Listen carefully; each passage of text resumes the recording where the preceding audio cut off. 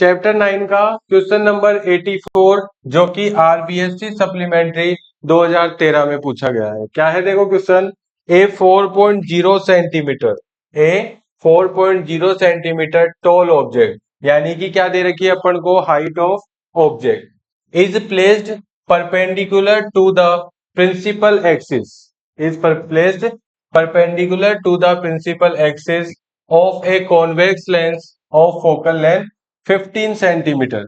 ठीक है, focal length दे रखी है 15 सेंटीमीटर, हाइट ऑफ ऑब्जेक्ट दे रखी है 4 सेंटीमीटर और डिस्टेंस दे रखी है 20 सेंटीमीटर। तो देखो क्या क्या दे रखा है आपको। सबसे पहले आप लिखोगे क्या, height of object. Height of object को आप क्या लिख सकते हो भाई, ओ भी लिख सकते हो सिर्फ, जो कि कितनी होती है अपने 4 सेंटीमीटर दे रखी है। ठीक है, देखो वैसे एनसीईआरटी में आपके क्या दे रखी है, एच दे रखी है, तो आप क्या लिख सकते हो, इसको ओ भी लिख सकते हो, क्योंकि हायर क्लासेस में आपके यही काम आएगा। ठीक है, और दूसरी बात क्या हो जाएगी, क्या दे रखा है, focal length. Focal length, focal length क्या है, एफ, तो एफ हमारे को दे रखी है 15 सेंटीमीटर। ठीक है, 15 क्या दे रखी है, सेंटीमीटर, तो 15 सेंटीमीटर देखो एफ दे रखी है। तो लेंस देखो पहले कौन सा है, कॉन्वेक्स लेंस। तो कॉन्वेक्स लेंस की जो फोकल लेंथ होती है वो किधर होती है, राइट साइड में होती है, तो क्या हो जाएगा, पॉजिटिव। तो ये सही है, प्लस का 15 सेंटीमीटर। फिर दे रखा है object distance, object distance you कितना दे रखा है, 20 सेंटीमीटर।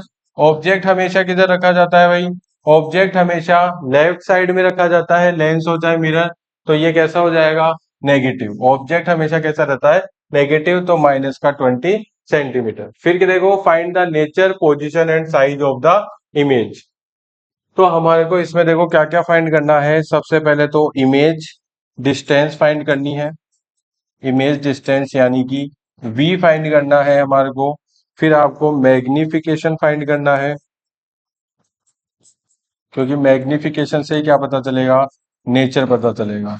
और लास्ट में फिर आपको क्या पता करना है, हाइट ऑफ इमेज,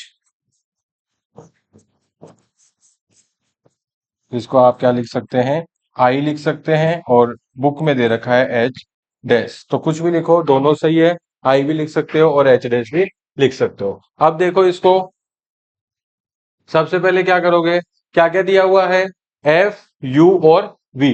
तो हमारे को पहले तो इन तीनों से क्या निकालेंगे अपन, वी की वैल्यू निकालेंगे। कौन सा फॉर्मूला लगेगा, लेंस फॉर्मूला लगेगा। तो यहाँ पे लिखेंगे आप क्या, by lens formula, by lens formula क्या हो जाएगा, 1/v माइनस में 1/u is equals to 1/f। तो देखो इसमें ध्यान से क्या होगा, आपको v निकालना है, तो u और f दे रखा है, तो क्या करोगे, u को उधर ले जाओ, तो 1/v is equals to 1/f plus में 1/u। एलसीएम ले लेगा, झंझट ही नहीं है इसमें। क्या हो जाएगा, 1/v is equals to f और u को क्या कर दो, मल्टीप्लाई कर दो। ठीक है, uf, f हटा दो, यहाँ पे क्या बचेगा, u, प्लस में u हटा दो, यहाँ पे क्या बचेगा, f बचेगा। तो और रेसिप्रोकल करो दोनों का, दोनों का क्या कर दो, रेसिप्रोकल 1/v है, तो इधर से v हो जाएगा। v इज इक्वल टू क्या हो जाएगा, uf अपॉन में u प्लस f। बस ये फॉर्मूला याद रख लो, और इसमें क्या करो, अब देखो वैल्यू रख दो।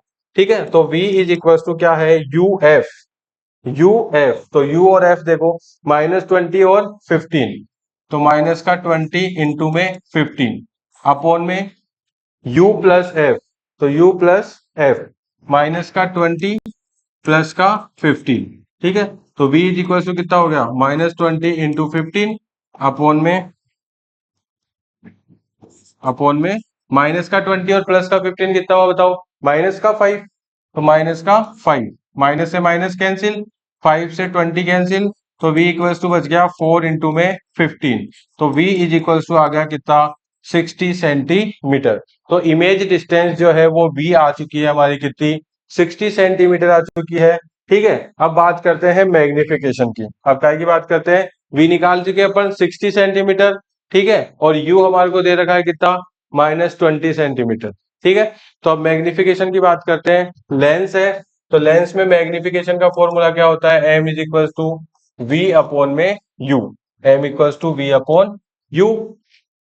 v की वैल्यू कितनी है बताओ, 60, और u की वैल्यू कितनी है, -20। तो ये कैंसिल आउट हुआ, तो m इज इक्वल टू कितना आ गया, -3। अब देखो m की वैल्यू नेगेटिव आई, तो नेचर कैसी होगी बताओ इमेज की,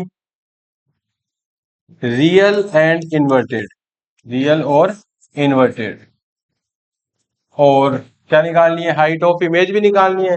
तो m इज इक्वल टू क्या होता है, H I upon H O, यानी कि केवल आई अपॉन केवल ओ भी आप इसको लिख सकते हो। तो आई अपॉन ओ जो है वो किसके बराबर दे रखा है, -3।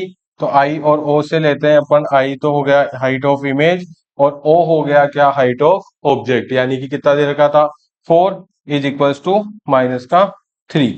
ठीक है, तो अब देखो आगे क्या हो जाएगा इसका answer, I is equal to हो जाएगा -3 इंटू 4, तो आई की वैल्यू आ जाएगी -12 सेंटीमीटर, यानी कि जो हमारी ऑब्जेक्ट है उससे 3 गुना ज्यादा बड़ी क्या बनेगी, इमेज बनेगी। तो आई क्या हो गया हमारा, हाइट ऑफ इमेज। तो ये हो गया मैग्निफिकेशन, ये हो गया नेचर, ये हो गई साइज और ये हो गई पोजीशन।